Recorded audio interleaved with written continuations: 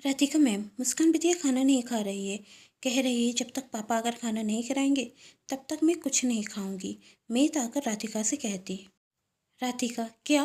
मुस्कान, क्या है ये सब कुछ? तुम खाना क्यों नहीं खा रही हो? कमरे में जाते हुए राधिका कहती, देखो, सारा खाना तुम्हारी पसंद का है। एक खीर तुम्हें बहुत पसंद है ना, चलो खाओ। मैं तुम्हें अपने हाथों से खिलाती हूँ। नहीं खाऊंगी, नहीं खाऊंगी।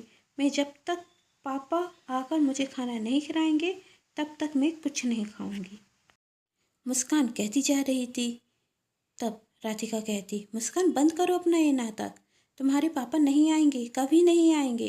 राधिका कहती, झूठ कहती हैं आप। मेरे पापा आए थे मुझे मिलने के लिए, मुझे अपने साथ रह जाने के लिए, लेकिन आपने उनसे घर से जाने के लिए कहा।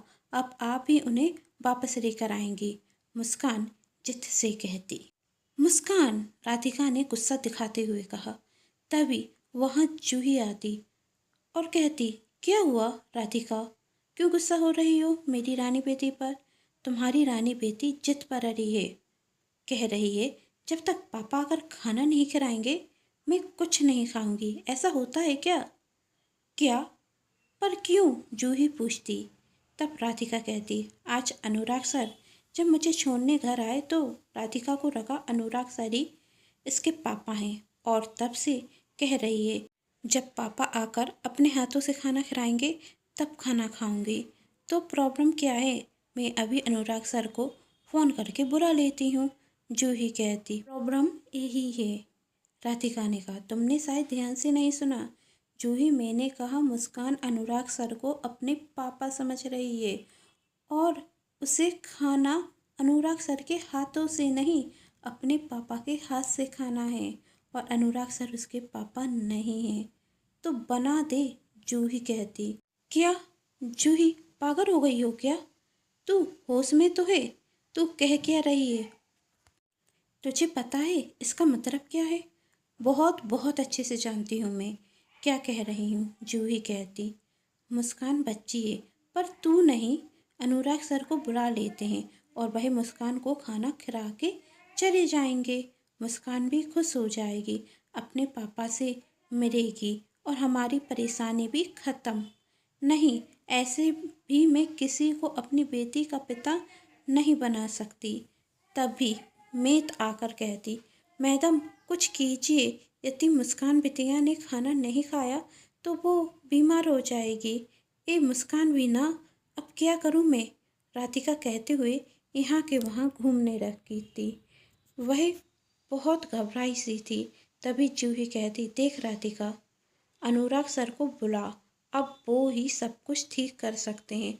हमारे पास और कोई रास्ता नहीं है। फिर बात की बात में देखेंगे। तब राधिका कहती, तुझे जो ठीक लगे वही कर, मुझसे कुछ मत कहे। और जूही अनुराग को फ़ोन लगाती, लेकिन अनुराग जूही का फ़ोन नहीं उठा रहा था।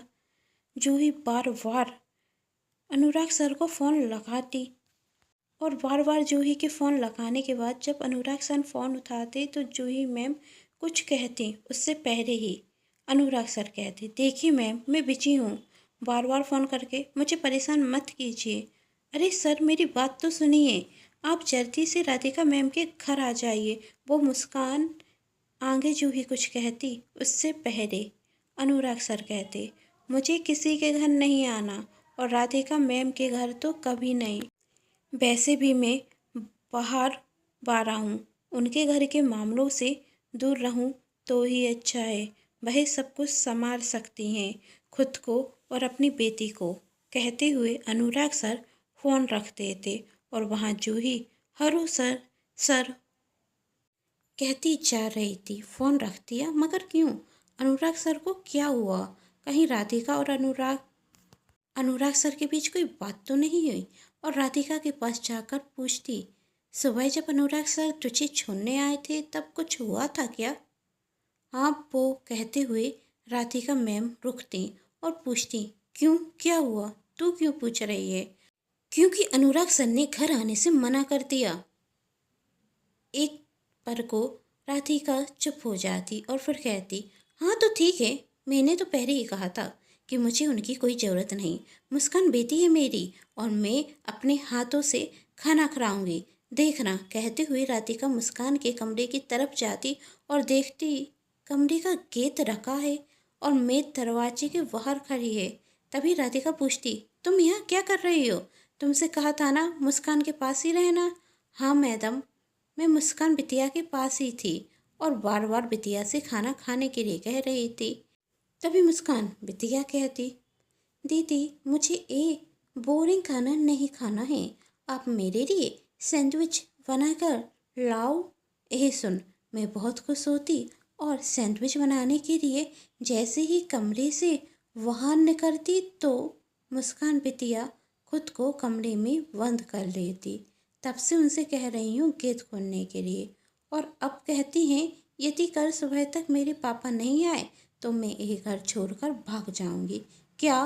कहते हुए राधिका को फिर चक्कर आता। तब जूही राधिका को संवारते हुए कहती, खुद को संवार राधिका। कैसे संवारूं मैं खुद को? जूही कहते हुए राधिका की आंखों से आंसू बहने लगे। जब राघव ने मुझको छोड़ा था तो बहुत मुश्किल से खुद को संभाला था। मैं तो खुद की जान देने वाली थी, पर उसी बीच मुझे पता चला कि मैं माँ बनने वाली हूँ। मुस्कान के भरोसे ही तो मैं जिंदा हूँ। यदि मुस्कान मुझे छोड़कर चली गई तो मैं मर जाऊंगी। जूही, मैं मर जाऊंगी। ऐसा नहीं कहते पगली। मैं अभी अनुराग सर को फ़ोन लगाती हूँ और उन्हें सारी बात बताती हूँ। देखना वही जरूर आएंगे। कहते हुए जूही जैसे अनुराग सर को फ़ोन लगाती तो पहले की तरह अनुराग सर फ़ोन नहीं उठाते। अरे ये अनुराग सर फ़ोन क्यों नहीं उठा रहे हैं? जूही, अब तू कुछ मत कर, अब जो करना है वही मैं करूँगी। कहते हुए राधिका वहाँ से जाने लगती। अब तू कहाँ जा रही है? कुछ बताएगी भी? जूही चिल्लाते हुए कहती और राधिका कहीं चली जाती। आखिर कहाँ गई थी राधिका? अनुराग से मिलने या राघव से जो मुस्कान के असली पिता थे? अब क्या होगा कहानी में आगे? किस मोड़ पर आएगी ये कहानी? जानना चाहते हैं तो कहानी के साथ बने रहिए। और आने वाला नया भाग देखना है तो कर लीजिए चैनल को सब्सक्राइब, क्योंकि जब भी मैं लेकर आऊँ कहानी का नया भाग तो आप सभी को पता चल सके। कहानी पसंद आने पर चैनल को सब्सक्राइब, वीडियो को लाइक एंड शेयर जरूर कीजिएगा। Thanks for watching.